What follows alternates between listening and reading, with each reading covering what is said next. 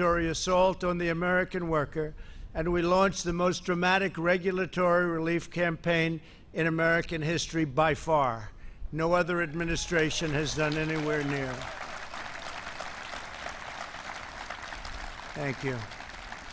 At the heart of this effort was a revolutionary promise. For every one new regulation issued, we pledged that 2 federal regulations would be permanently removed. We not only met that ambitious goal, which at the time people said was impossible, we vastly exceeded it. For every one new regulation added, nearly 8 federal regulations have been terminated. Been an incredible achievement. As you can see behind me, we have removed the gigantic regulatory burden Americans have been forced to carry for decades, freeing our citizens to reach their highest potential. Our historic regulatory relief is providing the average American household an extra $3,100 every single year, and we're going up from that number. We're going up from that number. Think of that. $3,100 per household. Joining us today is Vice President Mike Pence. Thank you, Mike. Commerce Secretary Wilbur Ross. Wilbur, thank you very much. Labor Secretary Eugene Scalia. Thank you. Thank you, Eugene. Health and Human Services Secretary Alex Azar. Thank you, Alex. Transportation Secretary Elaine Chao. Thank you, Elaine. We had a great day in Georgia yesterday, cutting regulations like nobody's ever seen before. EPA Administrator Andrew Wheeler. Thank you, Andrew. Thank you very much. OMB Acting Director Russ Vogt. Thank you, Russ. And Small Business Administrator, I love her name, Jovita Carranza. Jovita, thank you. Thank you. And CMS Administrator Seema Verma. Thank you, Seema. Great people. Those are great people. They're doing an incredible job. I also want to thank the many state and local tribal leaders who join us in this great cause. Thank you very much, and thank you for being here. We appreciate it. Thank you all very much. What we have achieved together is truly without precedent. Never happened before. The previous administration added over 16,000 pages of heavy-handed regulations to the Federal Register. That's why nothing got done. Under my administration, we have removed nearly 25,000 pages of job-destroying regulations, more than any other president by far in the history of our country, whether it was 4 years, 8 years, or in one case, more than 8 years. The prior administration piled up more than 600 major new regulations, a cruel and punishing regulatory burden that cost the average American an additional $2,300 per year. Think of that. The average American, $2,300 regulation, hitting low-income Americans by far the hardest. These regulations also inflicted a steep economic toll on African-American communities. By contrast, our reforms are putting more money into the pockets of hardworking Americans. In addition to saving every family more than $3,000 per year, my administration has just issued another reform that my Council of Economic Advisors estimates will lower the price of new vehicles by more than $2,200 per vehicle, and I think we're going to get that up to $3,500 per vehicle. It's very exciting. And by the way, the vehicles will be better, they'll be stronger, and they'll be safer. Our regulation cuts are also delivering massive savings on broadband internet services, and some home energy bills will be really historically cut. It's actually amazing, as well as historically low gasoline prices. Gasoline prices, you look today, I think it was $1.99. At the same time, we saved our oil companies. We're now the largest, since we've been here, the largest energy source in the world. Nobody's even close, so it's great. But we saved them. They had a hard time a number of months ago, and frankly, for a long time, but we've saved them. but 199 they were telling me, and some cases lower than that. We're bringing back consumer choice in home appliances so that you can buy washers and dryers, shower heads and faucets. So shower heads, you take a shower, the water doesn't come out. You want to wash your hands, the water doesn't come out. So what do? You just stand there longer, or you take a shower longer? Because my hair, I don't know about you, but it has to be perfect. Perfect.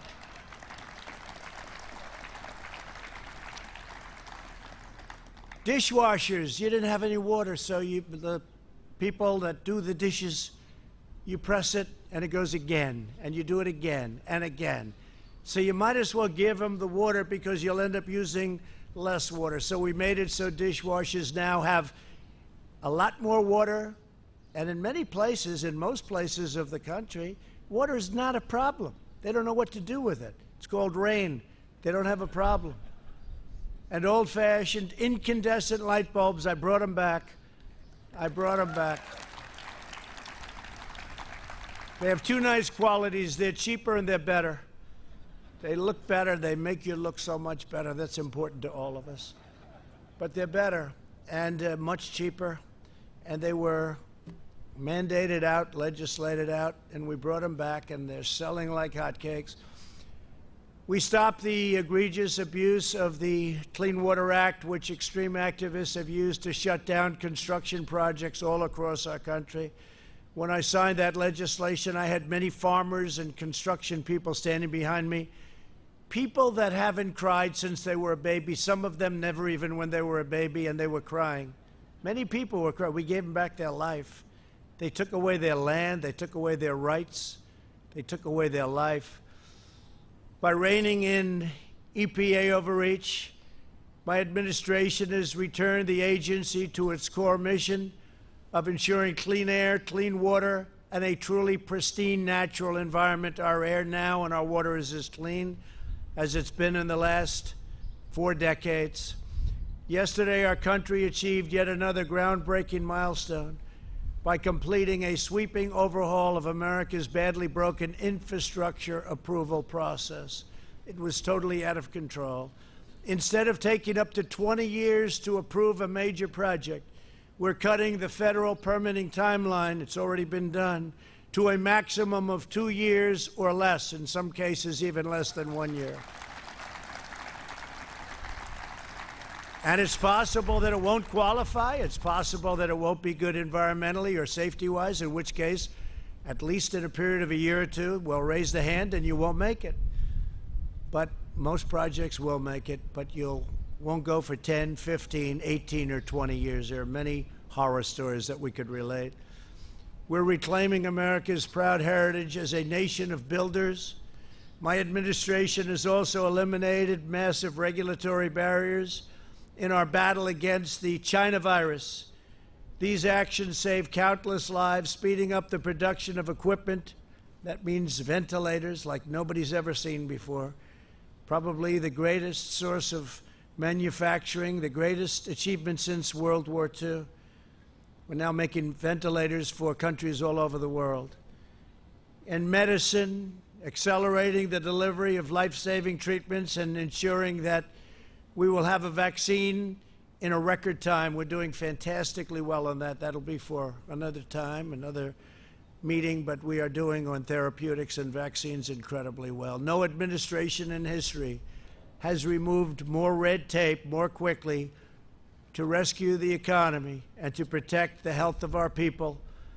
When you think of it, we are all set up that as we get the vaccine or therapeutic, and we're set up militarily, we're going to be delivering it in record time. It's all set to move. We put an investment up front, and we have logistical people, generals, great people. They're going to be delivering this all over the country as soon as we have it, and we've made tremendous progress. You've been reading about it.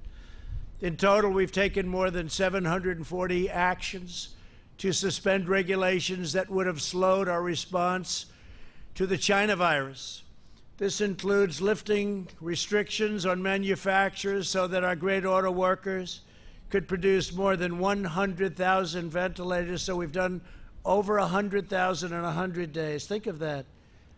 And we didn't have ventilators. We weren't set up for ventilators. We became a country that's making a lot of them, helping so many others. Countries that are never going to be in a position to make them. They're complex, they're expensive, they're big, very, very, very tough to do. And we've saved a lot of lives. And there's never been a person in our country, even though we started with almost nothing. I say the cupboard was bare when we took over. We started with nothing. There's never been a person in our country, even though we had just absolutely no, we were going on empty, never been one person that needed a ventilator that didn't get it. Think of that. Not one person, as complex as they are, as big, as expensive, take a long time to get them done. Not one person has ever needed a ventilator that didn't get it. We made telemedicine, thank you. Great job. Great, really a great job. The people here, they get no credit for it. I don't want any credit. They should get the credit, but they get no credit. But we've done a great job helping so many other countries now. We made telemedicine available to all American patients and allowed doctors to work across state lines. I will tell you, the telemedicine is something that's really gone up by thousands and thousands of percentage points of percent, because what happened is people that wouldn't even think of using telemedicine all of a sudden started using it, and it's really turned out to be good. Really, really turned out to be good, and it solved a lot of problems. So that's something that's been great advancement. Furthermore, I've ordered federal agencies to look for ways to make these health care reforms totally permanent. Vice President Pence is also working closely with state, local, and tribal leaders to streamline occupational licensing. Over 30 states have taken steps to reduce these barriers to unemployment and to employment, and including a state that I love very much. I have a little history in that state, the great state of Alaska. Thank you very much, Governor, for being here. Mike Dunleavy. Mike, thank you very much. In Idaho, Governor Brad Little, who is here today with us as well, set a new record for regulatory relief. Good job, Brad. Good. Good governor. Great governor. Two great governors. The American people know best how to run their own lives. They don't need Washington bureaucrats controlling their every move and micromanaging their every decision. With each regulation we cut, we are not only returning the money and the power to our citizens, we are draining the Washington swamp, and they're not happy about it, I can tell you that. I think you know that. The swamp was deep, I just didn't know how deep. Deeper than I thought. Joining us today are a few of the countless Americans who are personally benefiting from our pro-worker reforms. Joe Cambria owns Cambria Truck Center in New Jersey, good state, New Jersey, and it's been really something that he's seen firsthand, how our regulation cuts have helped create thousands and thousands of jobs. Joe, please come up and say a few words. Thank you, Joe.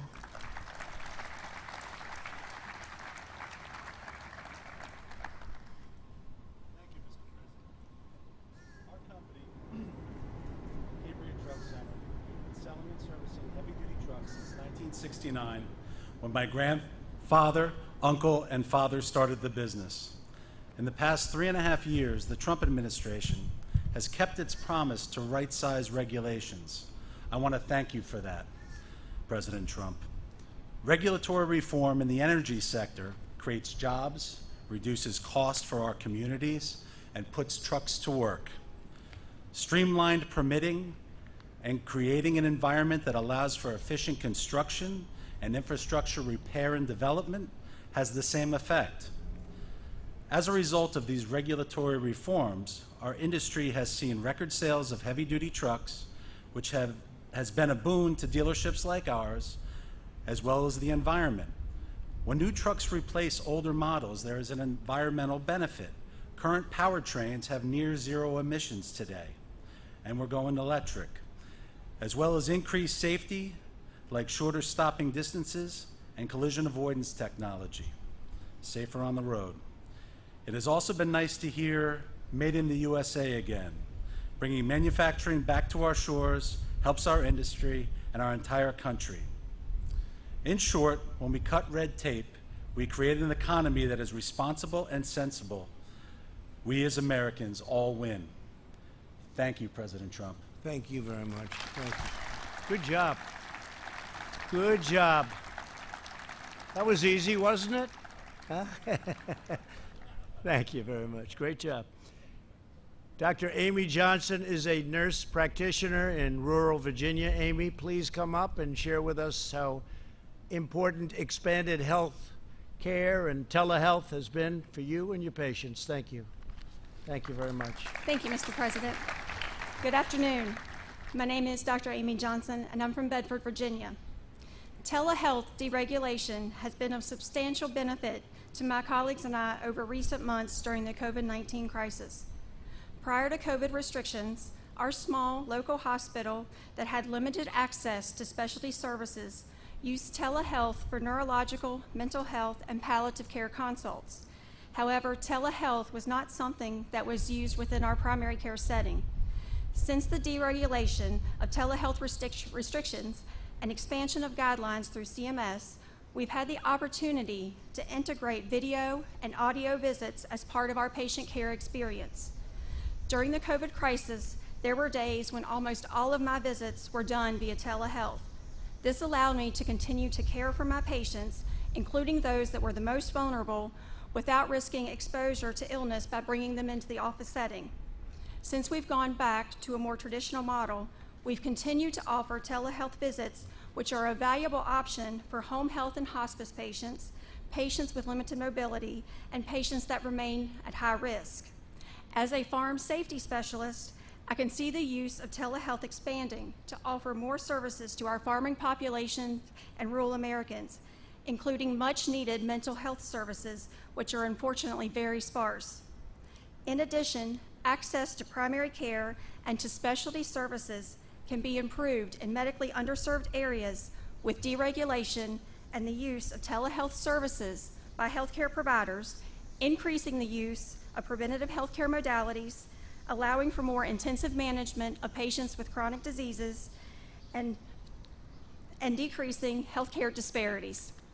Thank you, Mr. President. Thank you very much. Great job. Thank you. So that's been a great help to you.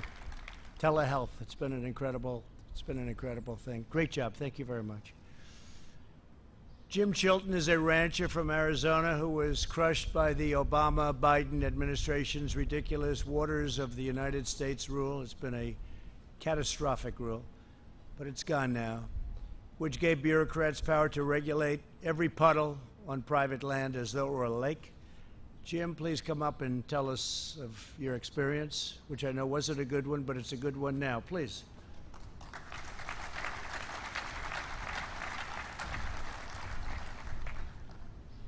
I appreciate the invitation, President Trump, to be here. And I appreciate the opportunity to thank you for the deregulation in every area, including the waters of the United States, cutting the red tape, setting us free as private property owners. Thank you. Our ranch has approximately 100 dry washes flowing across it. These are little washes with no water. The Corps of Engineers and the Environmental Protection Agency, who wrote the Obama 2015 regulations, ruled that any dry wash that had more than 12 inches of sand in the bottom became a water of the United States. Hence, we were subject to regulations and oversight from Washington, D.C. and San Francisco. It was outrageous. I believe that the 2015 rules and regulations were overreaching, caused red tape, and threatened me and other farmers, ranchers, businessmen, and landowners with the possibility of going to jail and facing huge fines. Thank you, Mr. President, for the navigable water protection rule that you promulgated. It has set us free. The heavy hand of government is no longer on our shoulders. Thank you, Mr. President. Thank you. Jim. Thank you very much. Thank you, Jim.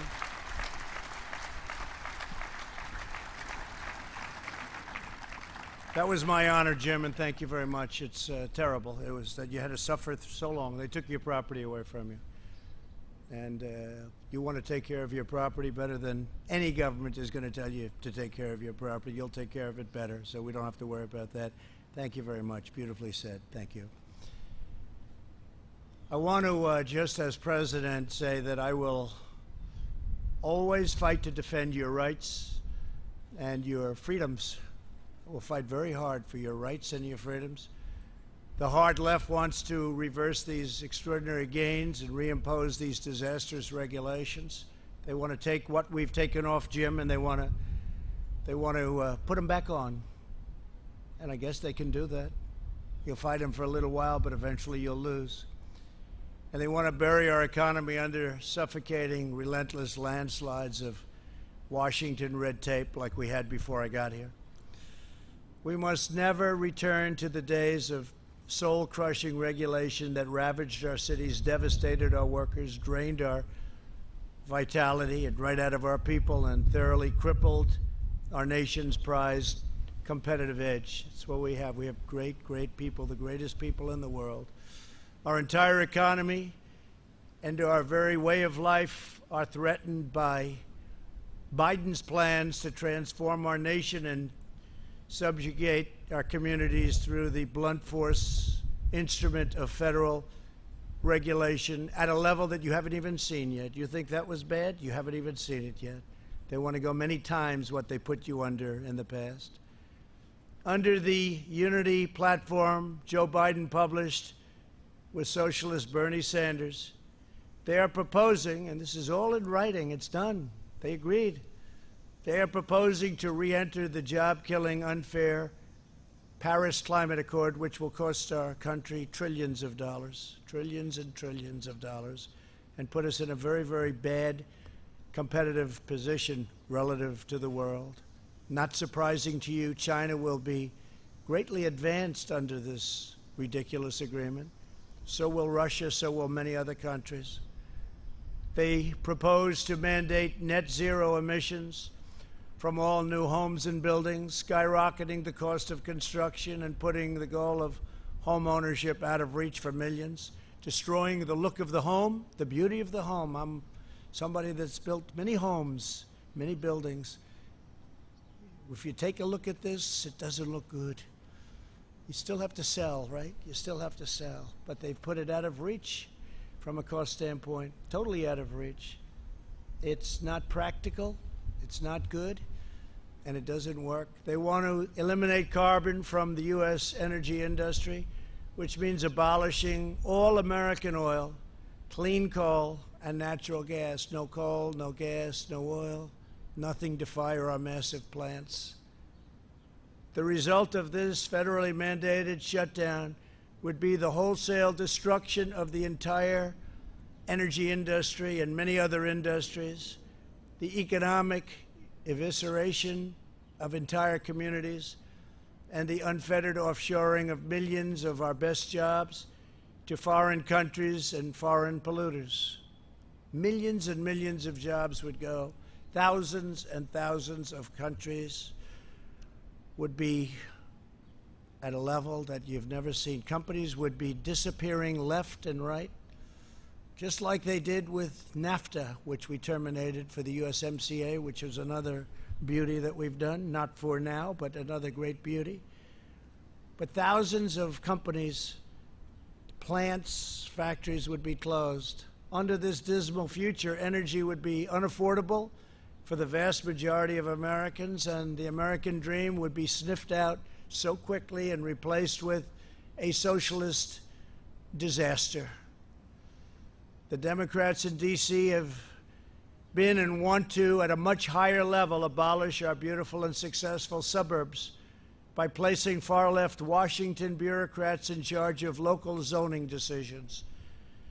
They're absolutely determined to eliminate single-family zoning, destroy the value of houses in communities already built, just as they have in Minneapolis and other locations that you read about today. Your home will go down in value and crime rates will rapidly rise.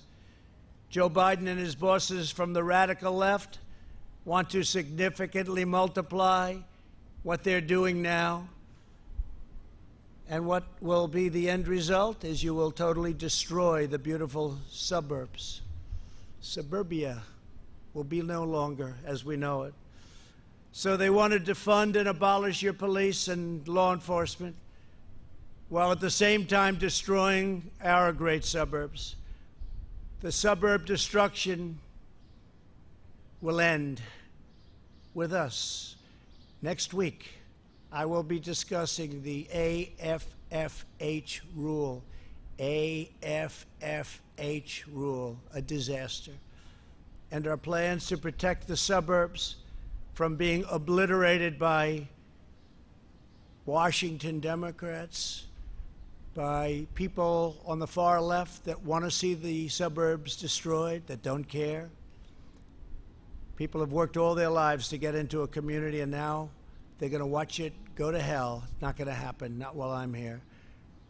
The Biden-Bernie plan would also use the weapon of federal regulation to tie the hands of our police departments by abolishing cash bail. Think of that. Think of that. Bail. No problem. They killed somebody, let them out. Take a look at what's happening.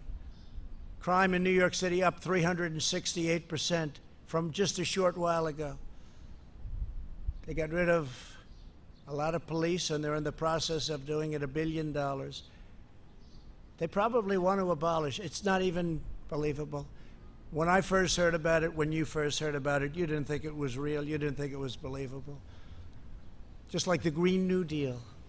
How crazy is that? But they're actually trying to put it into play. It'll mean the end of this country. So by getting rid of bail, they are incentivizing jail and prison closures. They want to get rid of prisons. They don't think anybody should go to prison. Setting loose violent criminals, appointing left-wing social justice prosecutors, like you have in Philadelphia, where people creating and doing the most criminal of acts are let go, in many cases, immediately, and making our wonderful cops, our great, great police cops, subordinate to distant bureaucrats who have never spent a day in their lives fighting crime. Unlike the socialists, we believe in the rule of the people, not the rule of the unelected bureaucrats that don't know what they're doing. We believe in the dignity of the individual, not the iron grip of the state. Our regulatory reforms are vital, not only to the success of our economy, but the strength of our democracy and the survival of liberty itself. My administration will continue pressing forward until we have made every last vestige of Washington fully, completely, and totally accountable to the citizens of the United States. We are putting our faith in the workers who power our country, the doctors who care for our country, the truckers who sustain our country, and the farmers and ranchers who preserve our country in all of its majestic beauty. The American people are the ones who made our nation great, and together we will make it greater by far than ever before. God bless you, and God bless America. Thank you very much for being with us. Thank you very much. Thank you. Thank you very much. Thank you. Thank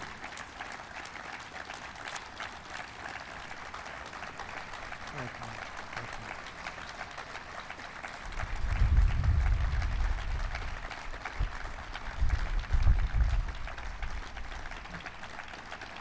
Thank you very much. Thank you. We must have said something right. I guess we said it absolutely right. It's about our country. It's about our country. We want to be strong. We want to respect everybody, but we have to have strong law enforcement, and that's taking place in the areas that we're responsible for. We want others to call us for help. There's nothing wrong. Let Chicago call. Let Seattle call. We were going into Seattle, all set to go, and then they did it themselves. They heard we were coming in, and the hands went up. They gave up.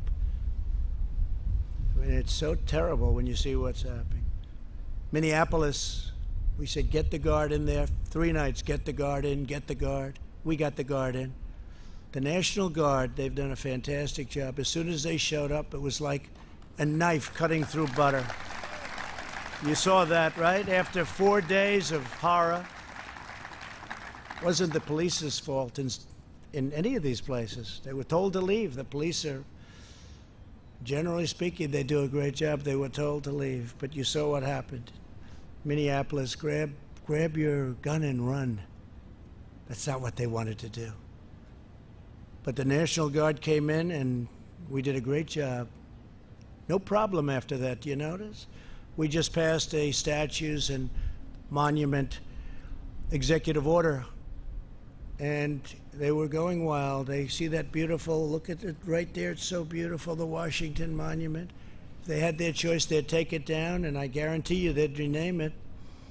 They want to rename it. They want George Washington out. They want Thomas Jefferson out. They want Abraham Lincoln out. They want abolitionists out. They don't know what they want. They just want to destroy our country. We're not going to let it happen. We're not letting it happen. So I'd now like to ask Vice President Mike Pence to say a few words. Thank you, Mike. Thank you.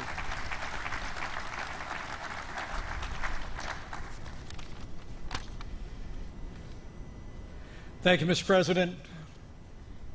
It's a privilege to be with you today. Thank you for bringing together all these great, hardworking Americans, to be able to hear their stories, to be able to reflect on the fact that before the coronavirus hit our country, thanks to your leadership, we built the strongest economy in the history of the world.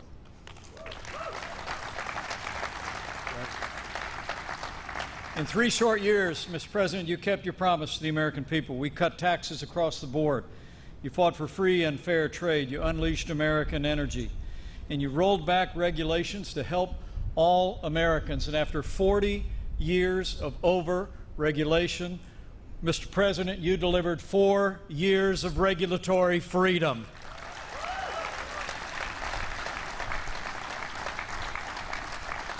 And in our first 3 years, the results were extraordinary. Businesses large and small created 7 million new jobs. Wages rose at their fastest pace. In more than 10 years, 2 million Americans were lifted out of poverty. 7 million Americans lifted off of food stamps, and the highest median income in the history of our country. And Mr. President, as you just reflected, a centerpiece of that was lifting red tape off the American people and American free enterprise. I remember those days in the campaign 4 years ago when you promised that for every new regulation, we'd eliminate 2 rules off the Federal Register. But as you just said, Mr. President, for every new regulation put on the books, you actually repealed nearly 8 regulations off of the American people and the American economy. And this president has already signed more bills rolling back federal red tape than any president in American history.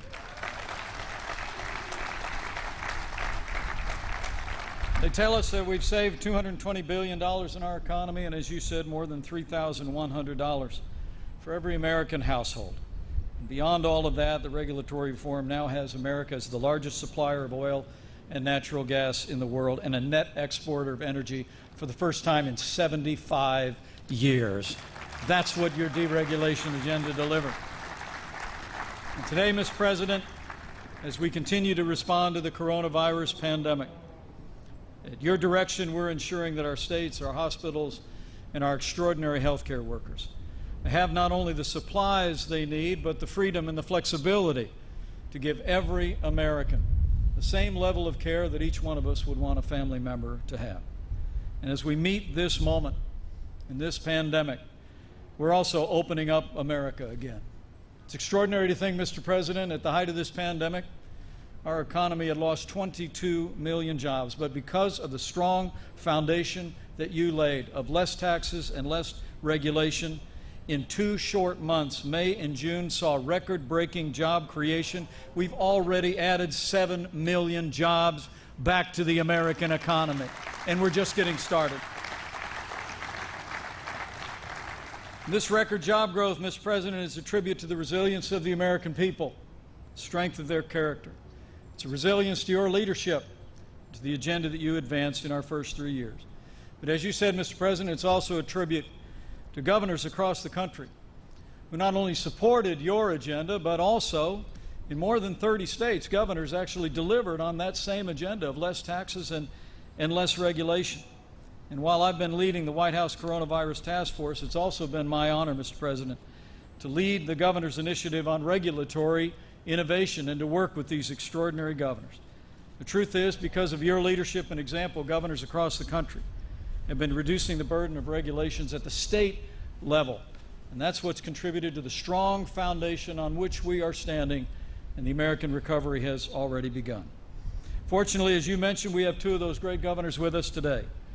Now, the first is a governor who in his very first year in office cut or simplified more than 75% of his state's regulations and cut the administrative code by 20%.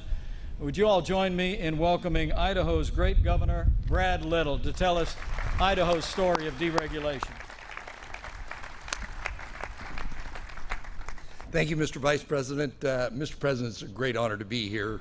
As the Vice President alluded to, our route to rebound is dependent upon the red truck, not the blue truck. What we did in Idaho, where we had the 3rd lowest unemployment, the 3rd fastest income growth of any of the states, particularly for those at the lower end of the income, was to match up with your regulatory reform and make more opportunities available. Whether it be the spouse of a military veteran that came there that wanted to have their license and their home state transferred, which today I can proudly say takes us 1/2 day to get that done so that those people can be there. Right. Whether it's a small business that wants to break through and remove the regulatory friction that existed there before. But as this economy changes as a result of what's taken place, you have to free up all Americans to have that freedom to create a new opportunity. One of the things that we did that we heard about from the good doctor was telehealth. Between CMS, the department, and what we did in Idaho, we increased telehealth availability in Idaho by 4,000%. Idaho is a rural state. Idaho is a state where accessibility and the cost of health care is always an issue. It's the combination and the teamwork of your administration and what we've done that made that available to where we will rebound in Idaho. And thank you very much, Mr. President. Thank you very much, Brad. Thank you. Thank you, Brad. Thank you, Governor Little. And finally, Mr. President, allow me to introduce the governor who told us in December when you kicked off the governor's initiative on regulatory innovation that in his first year in office, his administration modified or rolled back 239 different regulations in over 100 professions. He is making sure that Alaska is open for business and prospering with less taxes and less regulation. Join me in welcoming Alaska's great governor, Mike Dunleavy.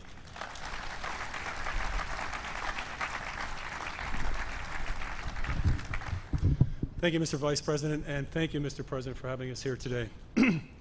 What you've done here for us, for governors, and the people of this great country, and Alaska, we are part of the great country, by the way, Mr. President. You know that. You are. The President has been up in our state. We've met at least 8 times, and when he stops over in Anchorage, Alaska, on his trips, he always wants to meet, and the first thing he says is, can we meet the troops, and what do you need in the state of Alaska? This is a small state population-wise, way up north, but this President sees the importance of that state and its people. This is really about hope, Mr. President, restoring hope and opportunity. And this is what you've done. This is really about the art of the possibility.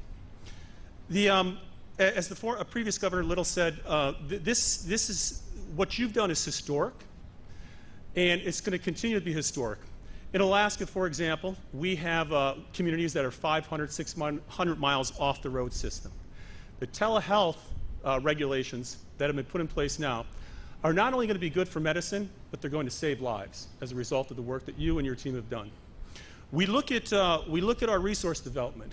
We look at businesses, small and big, and you've renewed hope that it is possible to achieve the American dream.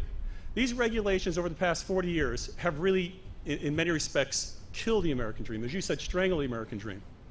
And in the end, really what this comes down to is how does it impact the individual American, the individual Alaskan in my case.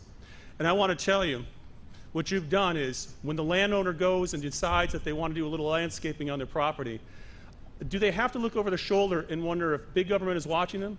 Can they do what they need to do on their private property? You've restored the hope that they can realize the American dream. And this goes for our corporations, this goes for our entities, our nonprofit entities, this goes for our native corporations in Alaska.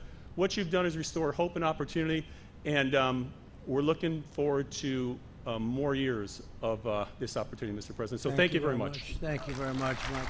Thank you.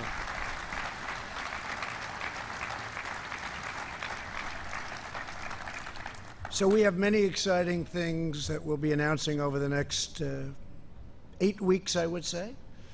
Things that nobody has even contemplated, thought about, thought possible, and things that we're going to get done, and we have gotten done. We've started in most cases, but it's going to be a very exciting 8 weeks. 8 weeks, like I think, Mike, we can honestly say nobody's ever going to see 8 weeks like we're going to have. Because we really have. We're taking on immigration, taking on education. We're taking on so many aspects of things that people were hopelessly tied up in knots in Congress. They've been working on some of these things for 25, 30 years. Wasn't happening. But you'll see levels of detail, and you'll see levels of thought that a lot of people believed very strongly we didn't have in this country. We're going to get things done. We're going to get things done that they've wanted to see done for a long, long time. So I think we'll start sometime on Tuesday. We'll be discussing our one plan on Suburbia, but that's one of many, many different plans. Then we're going into the immigration, the world of immigration, the world of education. We're going into the world of health care. Very complete health care, and we have a lot of very exciting things to discuss. But cutting of regulation has been really something that I felt we could do, and we could do fairly easily. Nothing's easy in this country. We had statutory requirements where we'd do phase 1 and then we'd have to wait 90 days. We'd do phase 2 and we'd have to wait 60 days. We'd do phase 3 and we said, let's do phase 4. Sir, I'm sorry, you have to wait 1 year. But we were able to do things that nobody has ever been able to do, or even close, on deregulation. And these trucks, this really is a great little example. I don't know who thought of this idea, but it's actually quite simple and quite good. Is that Brooke? Quite simple and quite good. I don't love having that big sucker hanging over my head. I want to get out of here as fast as possible. But I do want to thank you all. Incredible people. You've done an incredible job. And to the speakers, please, thank you very much. Great job. Thank you very much. Thank you, everybody. Thank you. Thank you. Thank you, Brett.